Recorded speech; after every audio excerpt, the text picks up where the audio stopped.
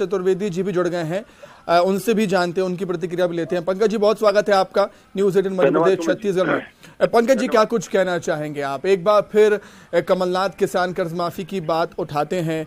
क्या बीजेपी के पास किसानों को साधने के लिए कोई प्लान है, कोई नया प्लान है, या फिर योजनाओं के जरिए ही आप किसानों को आकर्षित करेंगे? देखिए सुबीर जी, सबसे पहले तो कमलनाथ जी के झूठ पर हमको बात करना चाहिए जी। वो व्यक्ति जिन्होंने और उनके नेता राहुल गांधी जी ने मध्य प्रदेश में मंदसौर में घोषणा करी कि 10 दिन के भीतर मध्य प्रदेश के हर किसान का 2 लाख तक का कर्जा माफ होगा, और ये 10 दिन के भीतर मुख्यमंत्री कर्जा माफ नहीं कर पाता तो मुख्यमंत्री साफ होगा या बदल दिया गया, ऐसा राहुल गांधी जी बोलकर गए। कमलनाथ जी मुख्यमंत्री बने तो हम ये जानना चाहते हैं कितने किसानों का 2 लाख तक का कर्जा 10 दिन के भीतर माफ हुआ? क्या ऐसा वादा किया था कि 2000, 5000 पीले फॉर्म, नीले फॉर्म, गुलाबी फॉर्म, क्रमबद्ध चरणबद्ध कर्ज माफी होगी? 10 दिन के भीतर 2 लाख तक का कर्ज माफ जो उन्होंने नहीं किया, उन्होंने किसानों से झूठ बोला, वादा खिलाफी करी, मध्य प्रदेश की जनता से झूठ बोला, और इनके चलते मध्य प्रदेश के लाखों किसान डिफॉल्टर हुए, क्योंकि वो तो इस भ्रम में थे कि 2 लाख तक का कर्जा माफ है। कमलनाथ की घोषणा है, लिखकर वचन पत्र दिया है कांग्रेस ने, राहुल गांधी की घोषणा है, और जब ये डिफॉल्टर हो गए तो इनके डिफॉल्टर के उस दंश को दूर करने का काम यदि किसी ने किया तो उसका नाम है माननीय मुख्यमंत्री शिवराज सिंह चौहान जी और सरकार भारतीय जनता पार्टी की सरकार। इनको ऋण की पात्रता समाप्त हो गई, डिफॉल्टर होने के चलते सरकार ने उनका ब्याज भरा ताकि अब वो डिफॉल्टर किसान नहीं है। तो कमलनाथ जी मध्य प्रदेश के अन्नदाता से क्षमा याचना करिए कि आपके झूठ के चलते आज मध्य प्रदेश के अन्नदाता। पंकज जी, रिपोर्ट ये कहती है कि बहुत बड़ी संख्या में जो एमपी के किसान हैं वो डिफॉल्टर हैं, उनके लिए सरकार क्या कुछ करेगी या बीजेपी क्या कुछ करेगी? सर, उन डिफॉल्टर किसानों के जो ऋण थे जिसके चलते वो ब्याज की विषय थे वो शिवराज सिंह चौहान जी की सरकार माफ कर चुकी है, और मध्य प्रदेश के किसान जिनको कांग्रेस ने डिफॉल्टर किया था ऋण माफी की घोषणा के चलते, उनके ऋण की, उनके ब्याज की डिफॉल्टर हटाने का जिम्मा शिवराज सिंह जी की बीजेपी की सरकार ने लिया। हम तो जानना चाहते हैं कि कमलनाथ जी किस मुंह से कर्ज माफी की बात करते हैं? उनको तो क्षमा याचना करना चाहिए कि उन्होंने और राहुल गांधी जी दोनों ने मिलकर झूठ बोला, मध्य प्रदेश के अन्नदाता को ठगा। आप पूछिए, यही वादा था ना, सार्वजनिक तौर पर लिखा था कि 10 दिन के भीतर मध्य प्रदेश के हर किसान का 2 लाख का कर्जा। ठीक है पंकज जी, आपके सियासी मित्र कांग्रेस नेता जेपी धनोपिया जी भी हमारे साथ जुड़ गए हैं। पंकज जी, मैं आपके पास लौटता हूं। जेपी धनोपिया जी, आपका भी बहुत स्वागत करता हूं न्यूज 18 मध्य प्रदेश छत्तीसगढ़ में। धनोपिया जी, क्या कुछ कहना चाहेंगे आप? पंकज जी को आप सुन ही रहे होंगे कि एक बार फिर से झूठ बोल रहे हैं कमलनाथ जी कहते हैं कि किसानों का कर्जा माफ होगा, मतलब ये बात तो साफ है कि बड़ी संख्या में जो किसान थे उनका कर्जा माफ नहीं हुआ आपकी सरकार में। देखिए, मैं समझता हूँ लोकतंत्र में सबसे महत्वपूर्ण स्थान होता है विधानसभा का और लोकसभा का, राज्यसभा का। ये मंदिर होते हैं लोकतंत्र के, यहाँ जो चीज रिकॉर्ड होती है वो सही होती है, इसके अलावा बाकी चीजों पे लोग संदेह कर सकते हैं। इनके ही कृषि मंत्री कमल पटेल ने विधानसभा में लिखकर दिया था कि 27 लाख किसानों का कर्जा माफ हुआ है 11,500 करोड़ रुपए का। अब उसके बाद अगर शिवराज सिंह चौहान या पंकज जैसे लोग बोलते हैं कि झूठ बोल रहे हैं कमलनाथ जी, तो शर्म आनी चाहिए लोगों के लिए। ये किसको झुठला रहे हैं? अपने आप को आईने दिखा रहे हैं। अरे सवाल ये है कि आदरणीय शिवराज सिंह चौहान को खुद नहीं पता कौन सी घोषणा कर रहे हैं, इतनी घोषणाएं करते हैं, सारे झूठ से पुरंदे होते हैं। और वैसे तो बीजेपी का आपको शायद फुलफॉर्म मान लो, बी फॉर बहुत, जे फॉर झूठी, पी फॉर पार्टी, बहुत झूठी पार्टी। इन लोगों से क्या मुकाबला करना है?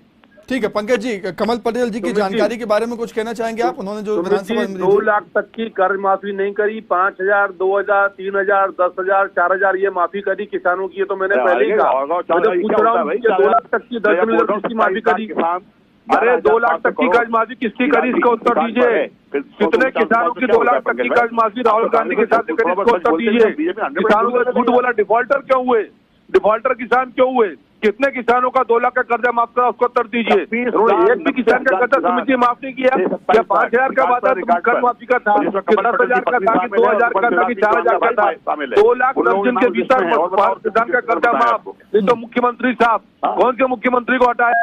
हटे कमलनाथ जी क्या? किस किसान का 2 लाख का कर्जा माफ किया? झूठ बोलते हैं कमलनाथ और कांग्रेस।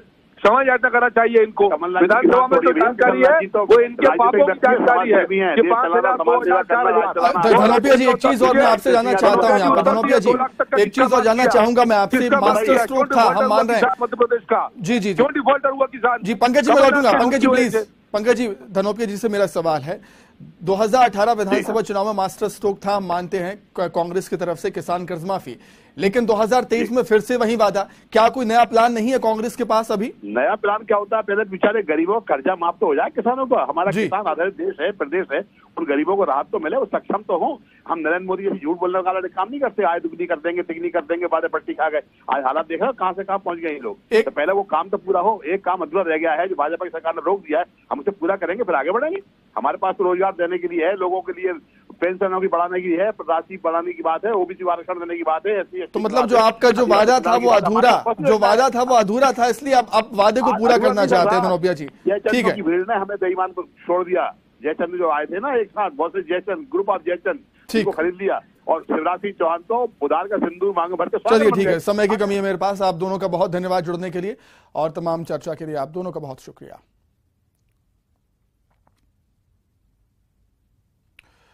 आगे बढ़ते हैं। रायपुर में अनियमित कर्मचारियों ने बैठक की जिसमें 4 मांगों को लेकर रणनीति बनी। इसके बाद कर्मचारियों ने बूढ़ा तालाब धरना स्थल से रैली निकाली और सरकार से नियमित करने की मांग की। इस रैली में बड़ी संख्या में अनियमित कर्मचारी शामिल हुए।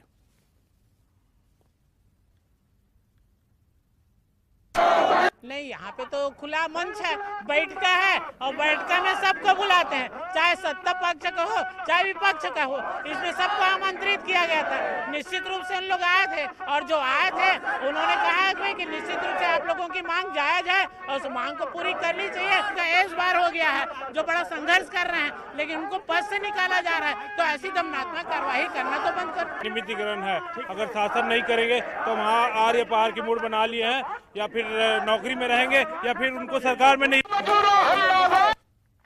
तो छत्तीसगढ़ में एक बार फिर से हड़ताली मौसम शुरू हो चुका है। कई ऐसे वर्ग हैं जो हड़ताल पर हैं अपनी विभिन्न मांगों को लेकर, और इसी कड़ी में रायपुर में अनियमित कर्मचारियों ने एक बैठक की थी और इस बैठक में 4 मांगों को लेकर रणनीति बनाई गई। और इसके बाद अनियमित कर्मचारियों ने बूढ़ा तालाब धरना स्थल से रैली निकाली।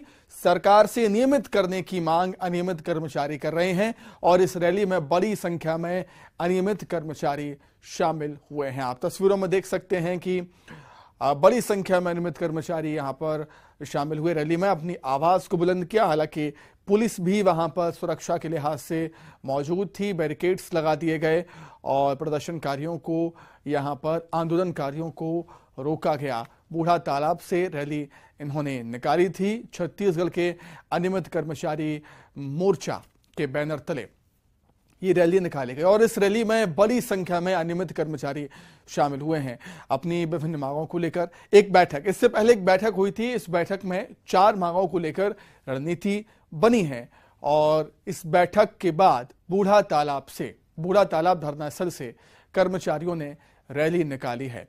अधिक जानकारी के लिए हम सीधे रायपुर का रुख कर लेते हैं। युगल तिवारी हमारे साथ इस समय रायपुर से जुड़ चुके हैं लाइव। युगल, इस समय हम देख रहे हैं कि पूरे छत्तीसगढ़ में कहीं ना कहीं कोई ना कोई वर्ग हड़ताल कर रहा है, मतलब हड़ताली सीजन, हड़ताली मौसम छत्तीसगढ़ में शुरू हो चुका है। चुनावी साल है और हम समझ सकते हैं कि ऐसा क्यों हो रहा है। सुमित, देखिए, चुनावी वर्ष है, हर कोई चाहता है, खास करके कर्मचारी ये चाह रहे हैं कि आचार संहिता लगने से पहले उनकी जो मांगे हैं वो पूरी हो जाए। यही वजह है कि कर्मचारी नियमितीकरण सहित अन्य मुद्दों को लेकर के लगातार धरना प्रदर्शन है वो कर रहे हैं। आज अनियमित कर्मचारी एक बैठका का आयोजन किए थे जिसमें राज्य सरकार को, इसके अलावा जो भाजपा सभी दलों को निमंत्रण भेजा था, लेकिन उनकी जो बैठक का जो कार्यक्रम था उसमें सिर्फ पूर्व मुख्यमंत्री डॉक्टर रमन सिंह वो पहुंचे। सरकार की ओर से कोई प्रतिनिधिमंडल नहीं गया था उनसे मुलाकात करने के लिए या उनसे उनकी बातों को जानने के लिए। इसलिए वो निर्णय लिए हैं कि आने वाले फरवरी माह में एक बड़ा आंदोलन करेंगे और इसके बाद 81 विभाग के जो अनियमित कर्मचारी है काम काज ठप करके एक बड़ा आंदोलन करने की रणनीति है उन लोगों ने बनाई है। हालांकि इसकी तिथि का ऐलान नहीं किया है। ये अनियमित कर्मचारी है, 81 विभाग में पदस्थ है, 52 से अधिक संगठन है, छोटे बड़े संगठन सभी मिलकर के आज जो बैठका का आयोजन किए थे। लेकिन जिस तरह से नियमितीकरण का इनका जो मामला है वो लगातार खींचता जा रहा है। अब कर्मचारी खासा बिल्कुल चुनावी साल है और चुनावी साल में हर वर्ग चाहता है कि उनकी मांगें पूरी हों और यही वजह है कि जो अनियमित कर्मचारी हैं वो रैली निकाल रहे हैं। बहुत शुक्रिया युगल आपका जुड़ने के लिए, तमाम जानकारी के लिए। खबर भिंड से, जहां पंचायत चुनाव रंजिश में फायरिंग का मामला सामने आया है। पूर्व सरपंच और सरपंच समर्थकों में फायरिंग हो गई। गोली लगने से 3 लोगों की मौत हो गई है। उधर घटना को लेकर गुस्साए परिजन ने अस्पताल में जमकर तोड़फोड़ की, हंगामा किया। साथ ही थाने के सामने शव रखकर एम्बुलेंस रोक दी।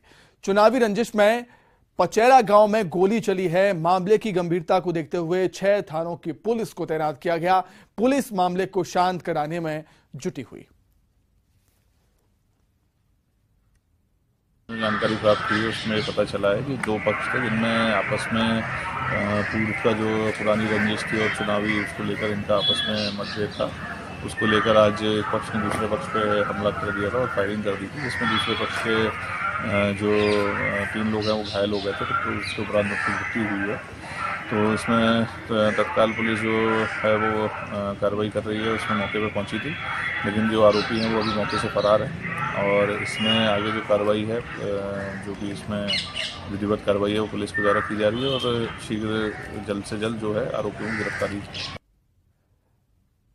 तो फिलहाल क्या कुछ हालात है भिंड में, वो हम जान लेते हैं और सीधे भिंड का ही रुख करेंगे। अनिल शर्मा इस समय हमारे साथ जुड़ गए हैं लाइव अधिक जानकारी के लिए।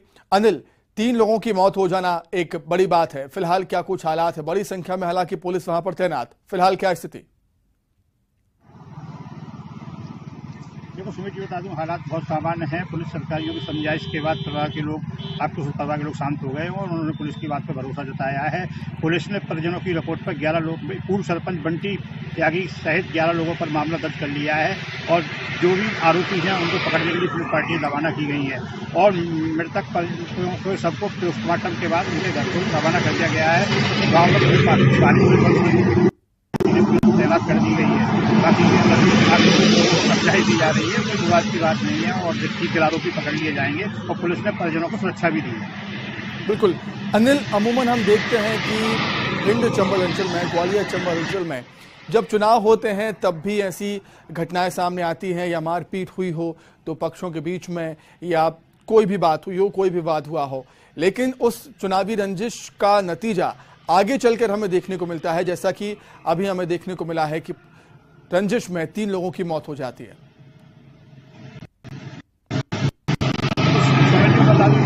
मामला बहुत ही अलग है, जिसके विवाद का कारण है अभी जो पंचायत चुनाव अभी हुए थे, हाल ही में पंचायत चुनाव हुए थे, उसमें इस गांव की पंचायत को आरक्षित सीट दिया गया था, जिस पर मृतक हाकिम सिंह के जो नौकर था मेवा राम प्रसाद जाटव, उसको उन्होंने चुनाव लाया था, वो जीत गया था। बंटी त्यागी समर्थक चुनाव हार गया था और यही बात बंटी त्यागी को नागवार गुर्जी और बंटी त्यागी के कई घोटालों की जांच की जा रही थी। इसी रंजिश के चलते कल शाम को दोनों पार्टियों के बीच विवाद भी हुआ है। उन्होंने आज घटना में अंजाम देने की चेतावनी भी दी थी, लेकिन परिजनों के द्वारा कोई इस तरह की पुलिस को सूचना नहीं दी गई।